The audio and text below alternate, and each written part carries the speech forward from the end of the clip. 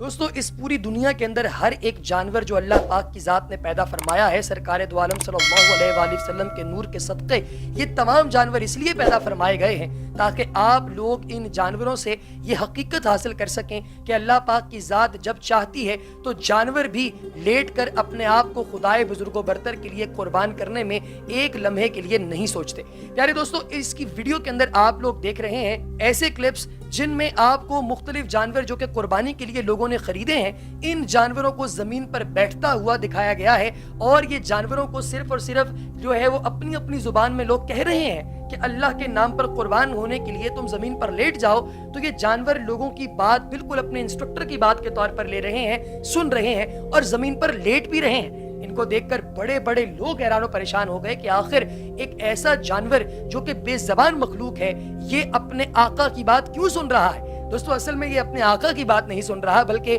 اپنے خالق کے حکم کے تابع ہونے کے لیے یہ زمین پر لیٹ رہا ہے۔ دوستو یہی وہ جانور ہے جو جانتا ہے کہ آج میں جب اللہ کے نام پر قربان ہوں گا تو بروز قیامت میں اپنے قربان کرنے والے کے لیے جنت کی سواری بن جاؤں گا اور خود بھی جنت کے مزے لوٹوں گا۔ دوستو خدائے بزرگ و برتر نے ان جانوروں کے لیے تو اپنی آخرت کے اندر پراپر ثواب اور اجر تو رکھا ہے، لیکن ان لوگوں کے لیے بھی رکھا ہے جو کہ اللہ تبارک و تعالیٰ کے حکم سے اتنی استطاعت رکھتے ہیں کہ وہ قربانی کریں۔ پیارے احباب جو لوگ قربانی کرتے ہیں اللہ پاک کی ذات ان پر اپنا فضل کرتی ہے، کرم کرتی ہے، اور اسی لیے قربانی کرنے کے عمل کو بہت ہی زیادہ مستحب اور بہت ہی عزت افزا قرار دیا گیا ہے۔ لہٰذا اگر آپ کو بھی موقع ملے تو دوستو قربانی ضرور کیجیے گا، کیونکہ قربانی ایک ایسا خوبصورت عمل ہے جس سے اللہ پاک کی ذات خوش ہوتی ہے، اور سرکار دو عالم صلی اللہ علیہ وآلہ وسلم کی ذات کا یہ ایک ایسا سنت واجبہ ہے جسے پوری امت کو ادا کرنا چاہیے۔ اگلی ویڈیو تک پیارے احباب ہمیں دیجیے اجازت، اپنا بہت سا خیال رکھیے گا، دعا میں یاد رکھیے گا، اللہ نے